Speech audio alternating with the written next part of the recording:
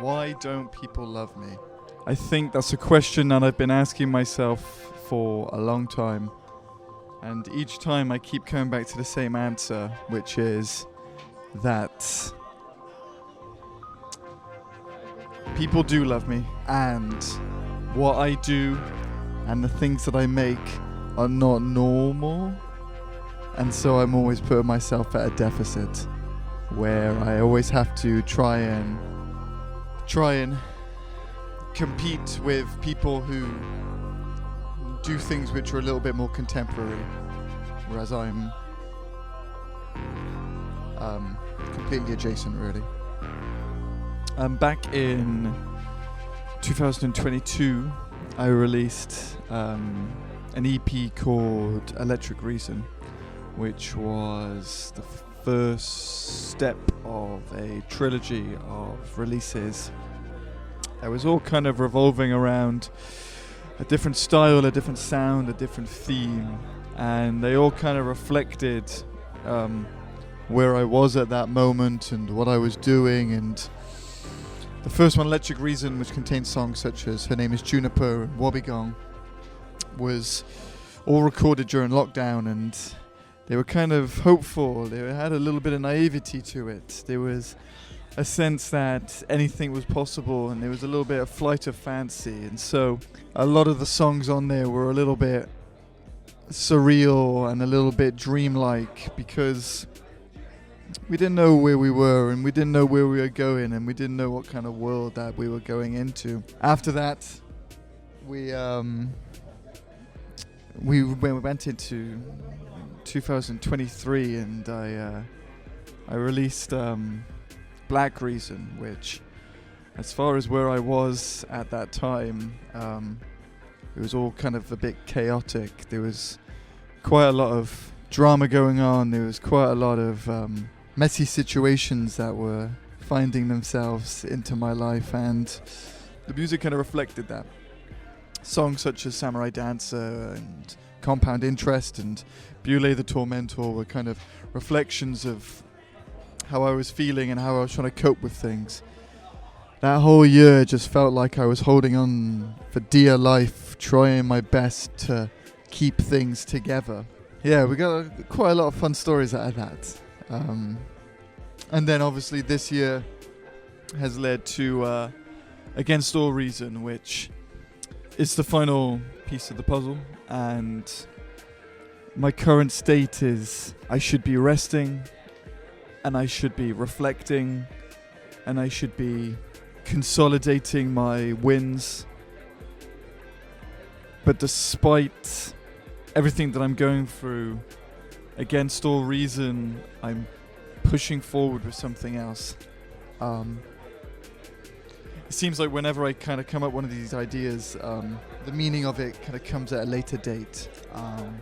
So maybe these will come into more light in a couple of months' time, but yeah, it all seems very thematic. The first UK tour that I had went on, this was following up on the Black Reason release.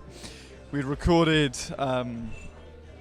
Bassist the Beast and Live Laugh Love first with Andrew Sanders down at Kings Road Studios, and then we recorded the other 3 tracks at a later date, and they were hot, sweaty recordings, and it was a hot, sweaty tour, and it just, that whole time in my life was just, everything was kind of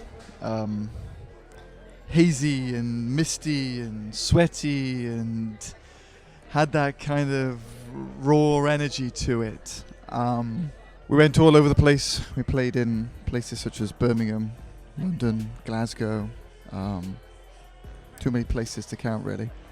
And yeah, I had this thing in which I have my own perfume, so we had this thing in which during the set I would walk out onto the audience and we would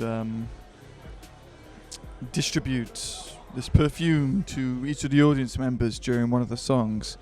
one of the instrumentals. So at the end of the show, the entire place absolutely stank. And then to counterbalance that, I got myself a bunch of bottles of champagne, and I just forced people to dance for it in the audience. And whoever would dance the most would obviously get a bottle of champagne just shot into their face and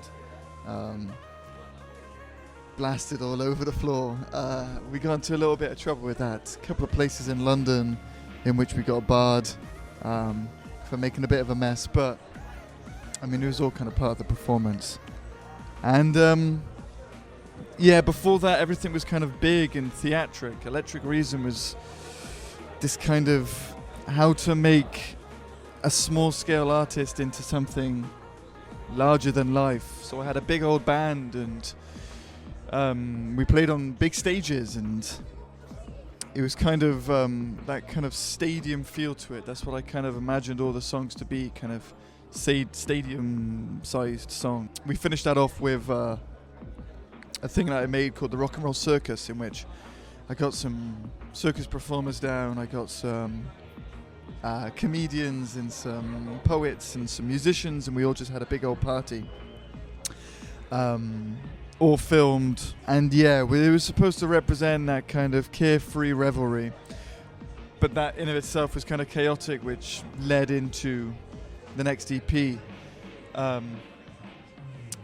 I tied the bow off Black Reason with a little performance down at Sustainable Studios, in which, as we went through the EP Black Reason song by song, I went from a long kind of Dracula style big black cloak and bolero hat that I'd been wearing for the tour, covering my face, and stage hands came on, and we removed that, and I got this beautiful kimono that I managed to get from some friends, and it was all drabbed on top of me, and we did a couple of songs performed like that, and then finally that was all taken off, and while the band were playing a reprisal of Bewlay the Tormentor, one of the stage hands grabbed my hair when I was just there with nothing else on, grabbed my hair and shaved all of my hair off.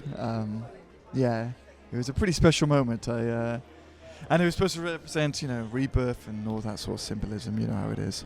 What did it rebirth into? It came from that monochromatic black and white, rebirthing back into color, rebirthing back into flamboyance, rebirthing back into something a little softer and a little bit more controlled, which is kind of where this most recent EP is leading to, really.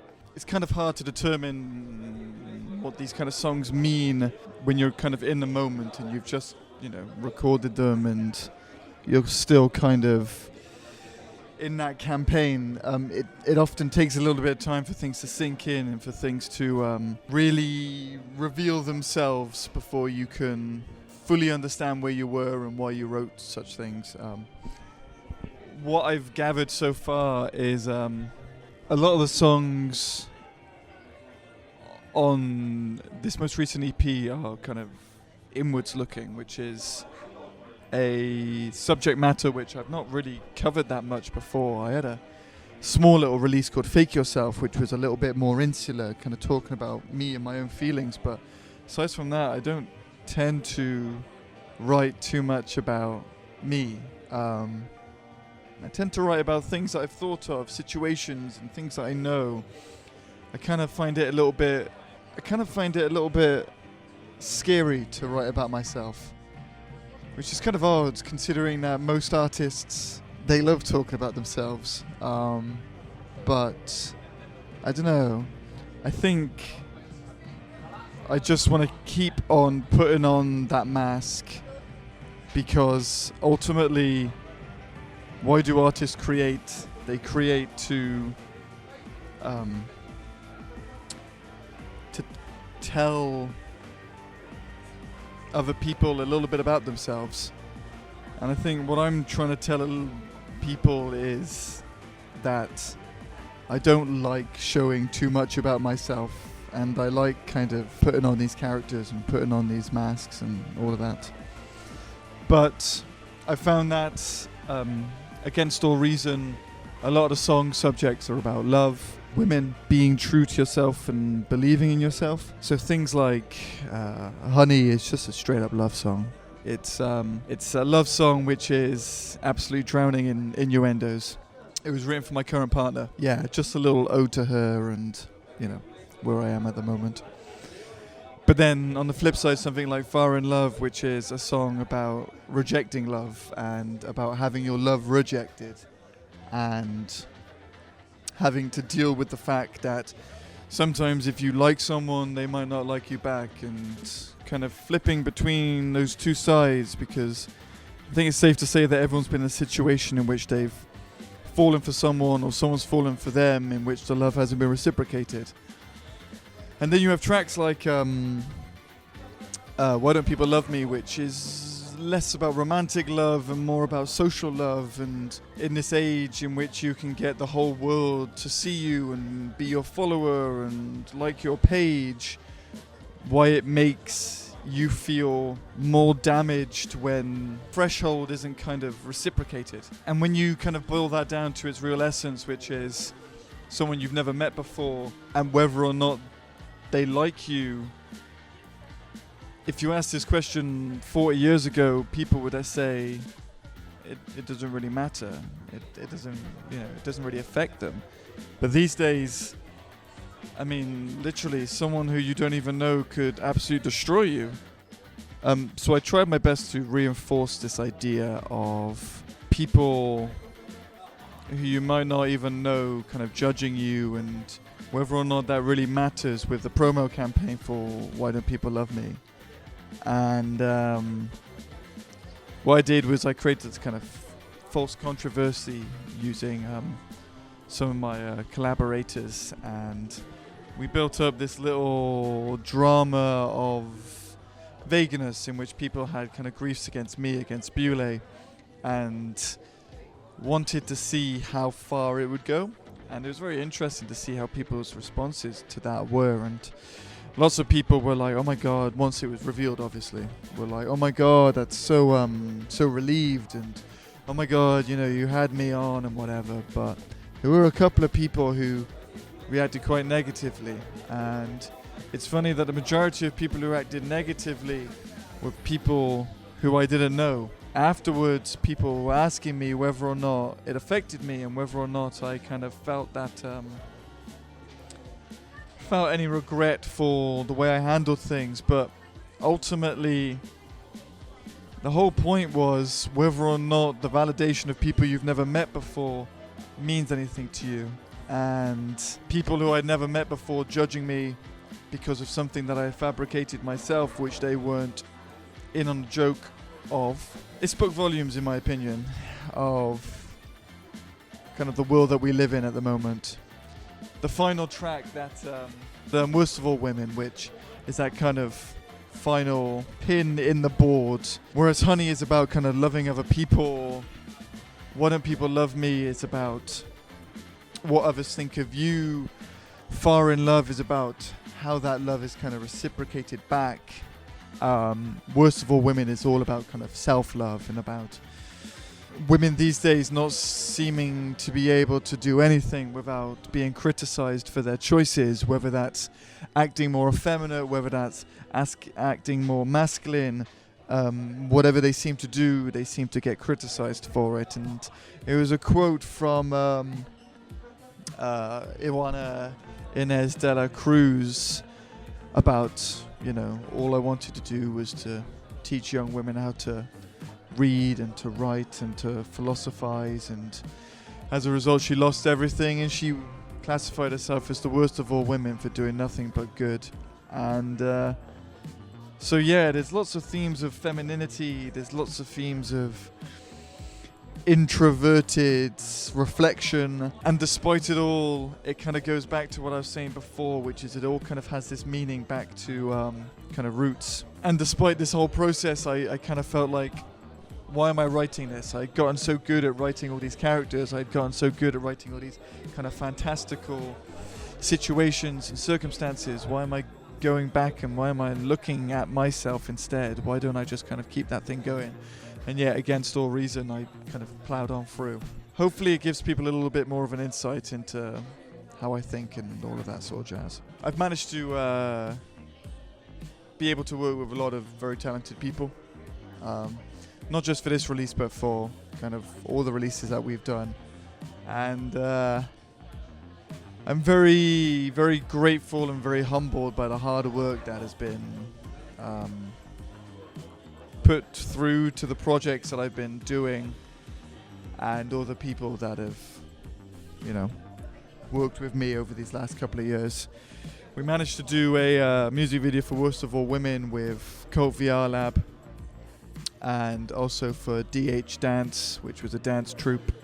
We also managed to record the song itself with the Polish choir Tatsy Radio Ensemble. And worked with Ewa Palka and Max Winchester for the music videos for Honey, as well as for Why Don't People Love Me.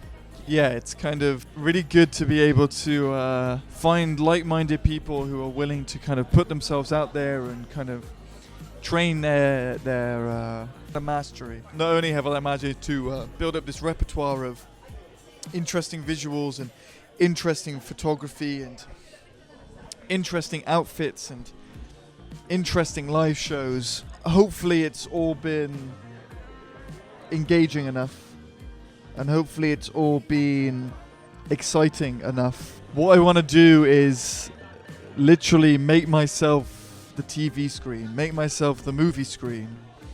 I don't want to be this kind of short form disposable kind of thing. I just want to make myself into someone who can look back at what they've done and kind of be super proud of what they've achieved and what they've managed to organize. All the musicians that I've worked with, all the venues and promoters I've worked with, the labels and the stylists and the hairdressers and makeup artists and photographers and videographers,